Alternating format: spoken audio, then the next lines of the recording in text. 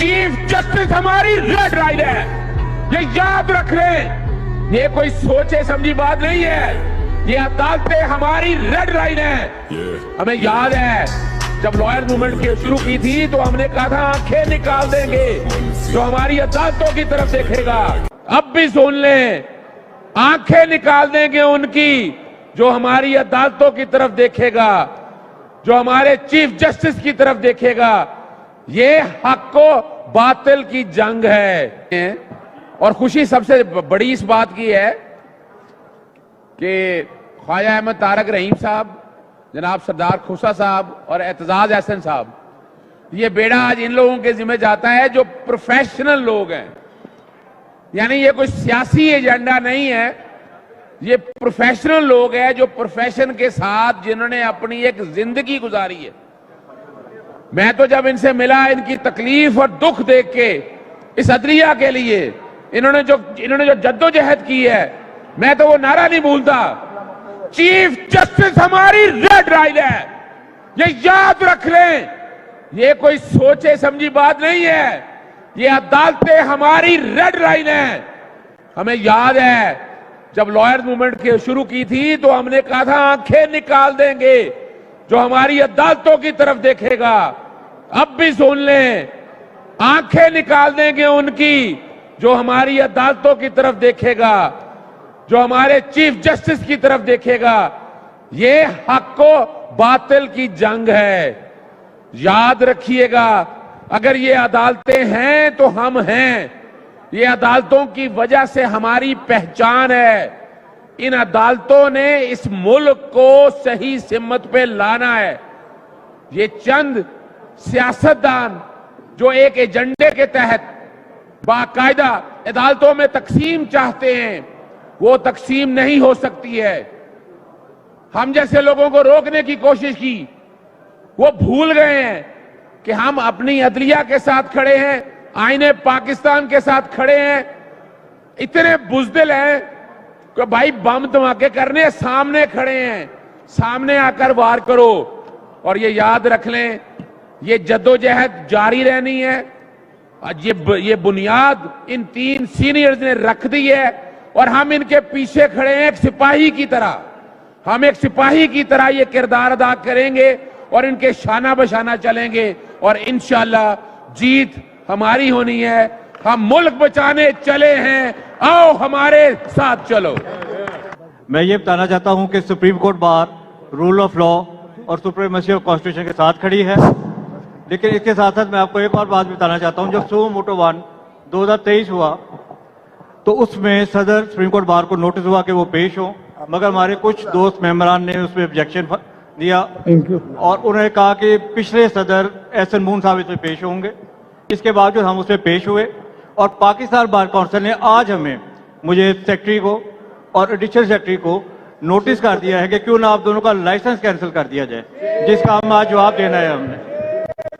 मैं ये समझता हूं कि हम जो जद्दोजहद कर रहे हैं, हम सारे इकट्ठे हैं।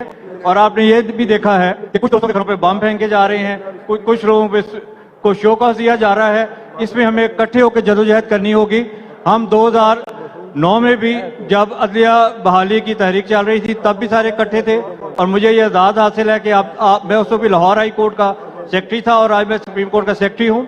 आज भी अगर जो तहरीक चलेगी आपके शाना बिशाना इंशाल्लाह सारी सुप्रीम कोर्ट बार आपके साथ खड़ी होगी। तो मैं अर्ज करूंगा कि 1947 से लेकर आज तक अगर हम अपनी पिछली तारीख पे नजर दौड़ाएं तो मेरे नजदीक सिर्फ एक मौका ऐसा है कि हम फख्र कर सकते हैं और वो सिर्फ 1973 में जब एक मुतफिका कॉन्स्टिट्यूशन बना। इसके अलावा मुझे कोई ऐसा अदारा नजर नहीं आता, ना पार्लियामान का कोई ऐसा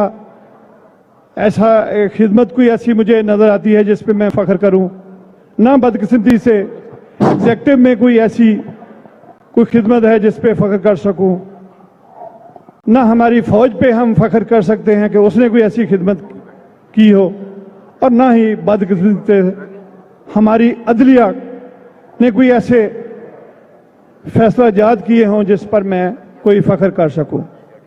लेकिन आज हम जिस जगह पे आके खड़े हैं, अगर हमने एक कौम बनना है और अगर हमारे मुल्क ने तरक्की करनी है, तो हमारे पास इसके अलावा और कोई रास्ता नहीं कि हम अपने कॉन्स्टिट्यूशन के साथ खड़े हों और कॉन्स्टिट्यूशन की बालादस्ती के लिए, इस पे अमल दरामद के लिए हम अपनी अदलिया के साथ खड़े हों। इसके अलावा हमारे पास और कोई रास्ता नहीं। लिहाजा हमें आइन की बालादस्ती के लिए अपनी अदलिया के साथ खड़ा होना चाहिए और पूरी शिद्दत के साथ हम ये मुतालबा करें अपनी सुप्रीम कोर्ट से कि वो अपने अंदर इत्तेहाद पैदा करे।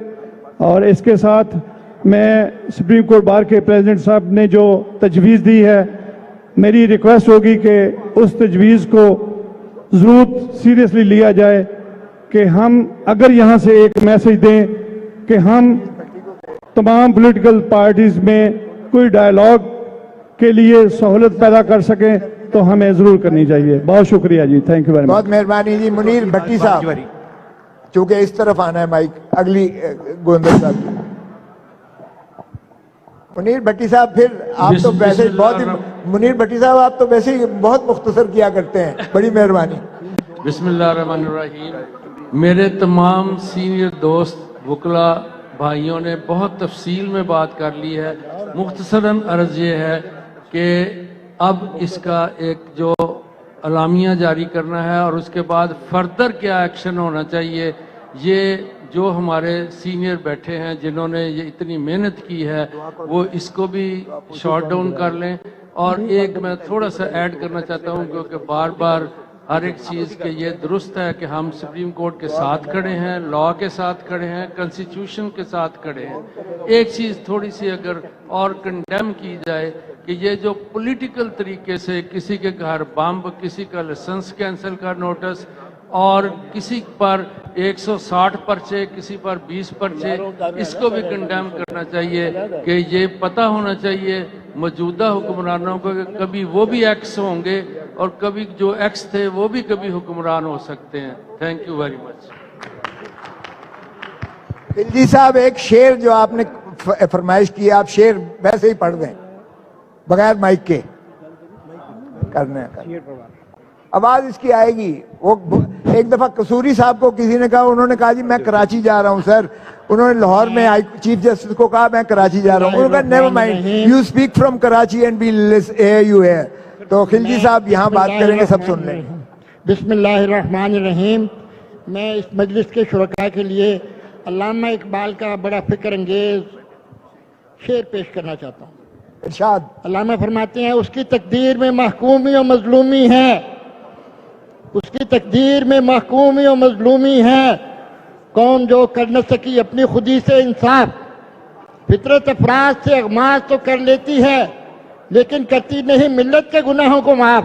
इस वक्त मिन हैसुल कौम ये सारी गैर आईनी हरकतें हो रही हैं। इनके बहुत मेहरबानी साहब दीवार बन जाए। बहुत मेहरबानी।